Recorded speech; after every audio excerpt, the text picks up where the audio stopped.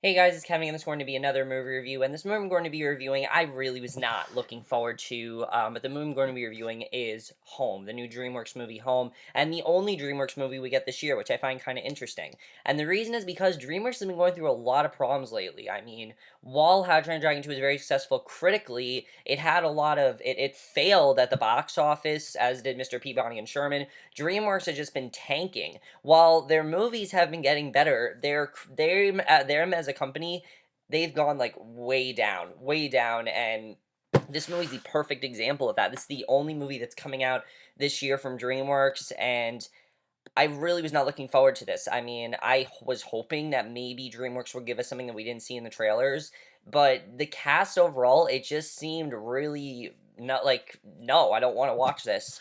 And how was Home? I really did not like this movie. I really didn't. I'm going to talk about why I didn't like this movie. Home is the perfect example of a rushed movie, of a studio that needed to put out a movie, so they put out Home.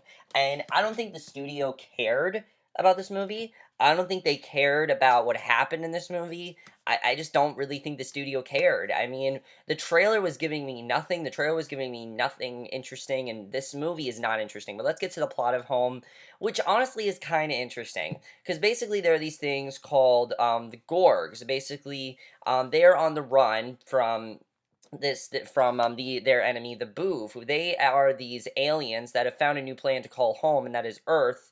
And basically, they plan on basically relocating the humans to other parts of the planet and basically taking over Earth. And there's this one Boov named O, who he is a lot more excited and a lot more free thinking, but the problem is nobody likes him. He has no friends. In fact, there's this scene where he tries to throw this whole big homecoming party and nobody shows up and nobody really cares about him. And at the same time, there's this girl, Tip, basically, who she has this mother, Lucy, who is separated from her during the invasion, leaving Tip with her pet cat, and she plans on going on the run to find her mother. And along the way, she meets, O, who they team up together to basically get O back to his planet with his friends and to help Tip find her mother, and that's basically the plot of Home. Now, Home just, it sounds a lot more interesting than it is. There's a lot of things about this movie that I did not like, and I'm going to talk about what the problems are with this movie. Let's get to the voice casting here, because the voice cast is pretty good. Jim Parsons is O. At first, when he came on the screen, I really enjoy his character. I'm like, you know what, this is a really cute character.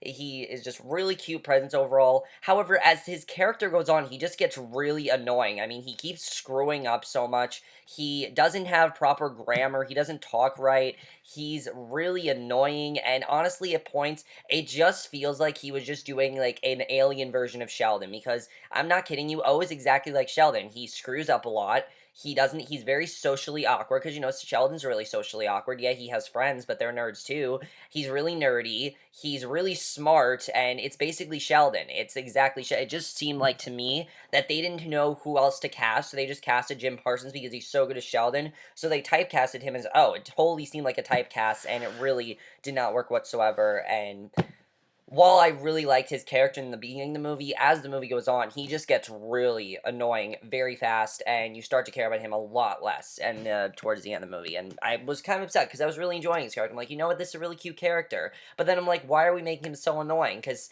I'm not kidding you, he gets really annoying, and it really does not work. And especially when he is the main character of the movie, it really does not work. However, nothing can compare to the horrible performance, and I'm gonna say this was a horrible performance because it was, of Rihanna as Tip. I'm gonna say why Rihanna was in this movie. She was in this movie because they didn't know who else to cast, and this movie was completely rushed. And Rihanna is not an actress. She's not an actress, and she's saying these lines. She has no emotion whatsoever, and she doesn't sound like a teenager. She sounds like a 25-year-old when she's saying these lines. Um,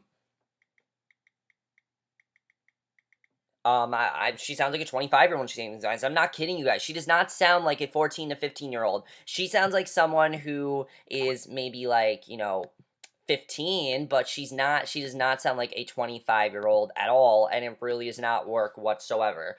I thought she, contributed nothing to the movie. In fact, there's this part where she tries to contribute some sort of emotion, and it just does not work. You don't care about her character. I didn't care about her character one bit. I didn't care about anything she was going through. So what, she lose her mother? It's nothing I haven't seen before. And Rihanna overall, I mean, the chemistry between her and Jim Parsons, they have chemistry. They have good chemistry. They work well together. There are some cute scenes they do have together, but other than that, she really contributed nothing to the movie.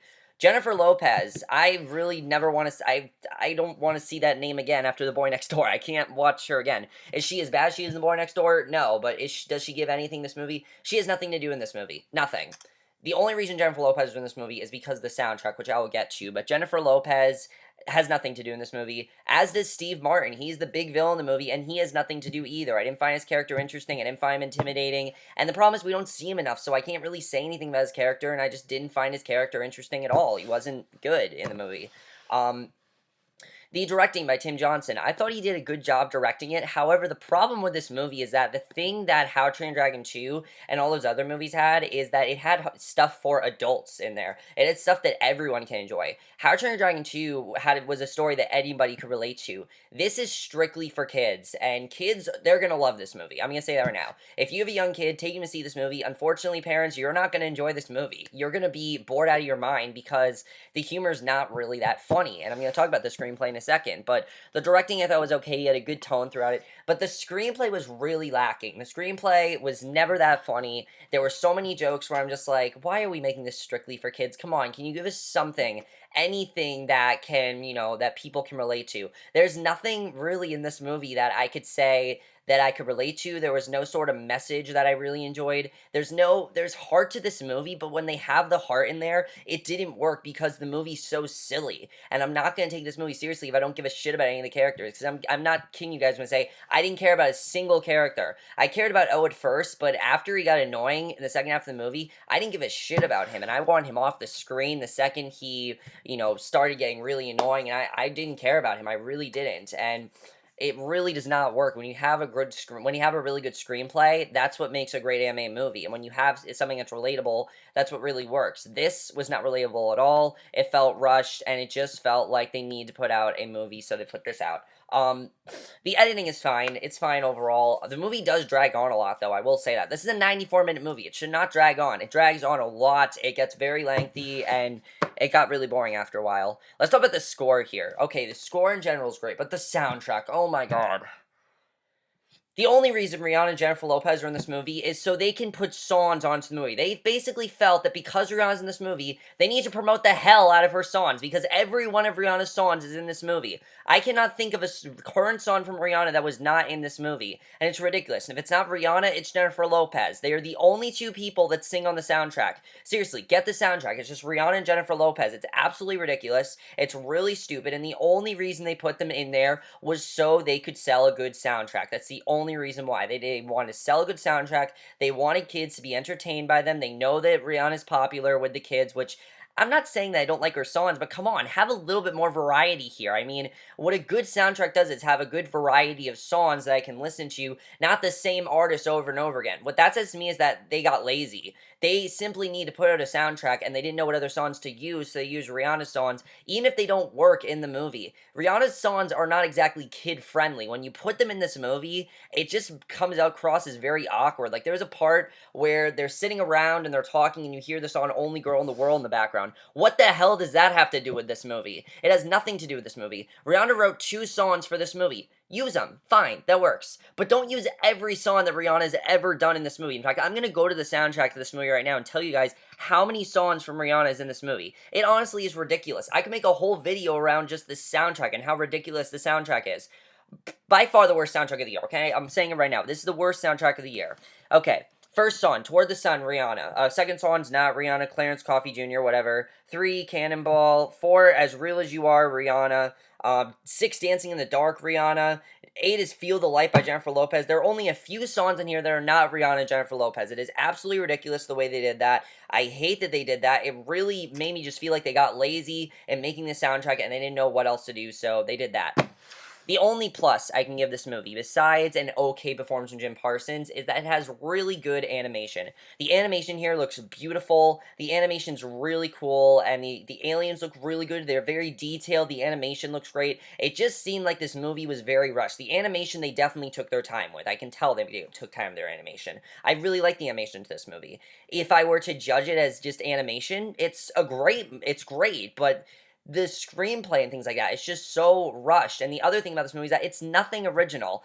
We've seen the story of an alien that's of someone that doesn't fit in and runs away from home and tries to get back home. We've seen that before. We've seen someone's mother get taken. There are parts of this movie that just reminded me of E.T. It just seemed like they were trying to copy off of E.T. I mean, there's a scene where they first meet. It just seemed like a replica of E.T. The only difference is that E.T. could not talk. This thing could talk. Well, E.T. could talk, but like not like O can. O can talk in sentences, and E.T. couldn't do that. And it just got really annoying overall. It really did, and it really bothered me because I really wanted to enjoy this movie. For the first few minutes, I was really enjoying it. I'm like, okay, I really like the O stuff, but the Tip stuff was always boring. The Tip stuff was never interesting to me. I never found Tip's plot interesting. And the way the movie ended is such a just a cash, just such like they didn't know how else to end the movie.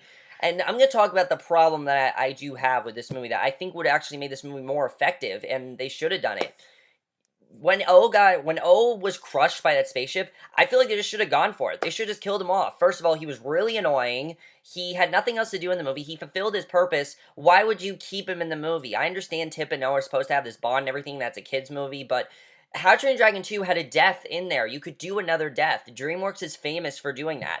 And DreamWorks killed off a character in How to Train Your Dragon 2. So why not do that in Home? You think they would do that because that was so successful. But Home, they don't do that, and it really made me upset because I'm just like, okay, so you can kill off a major character in How to Train Your Dragon 2, but you can't kill someone off in Home? Like, you can't kill off the most annoying character in Home? Like, you really, DreamWorks? Are you kidding me? I was really upset they did that, and then when they end the movie with just everybody dancing, that just seemed to me like they didn't know how to end the movie. They didn't know how to end it. They had to end it somehow. So they just ended with everybody throwing a dance party. Whatever. I thought it was a stupid ending. It didn't work for the movie, and it never fit with the tone of the movie. That's the other thing with this movie, is that things happen in the movie that doesn't fit with the tone of the movie, and it just does not work overall. And nothing about this movie really works. It just let me feel I was really disappointed by this movie. I really was. I mean, we had a pretty good year for animation so far. Yeah, the only other anime movie I've seen this year is SpongeBob, but it was really good, and I was hoping Home would be good, and it really was not good. So overall, guys, I have to give Home a C. It really is not as good as I want it to be.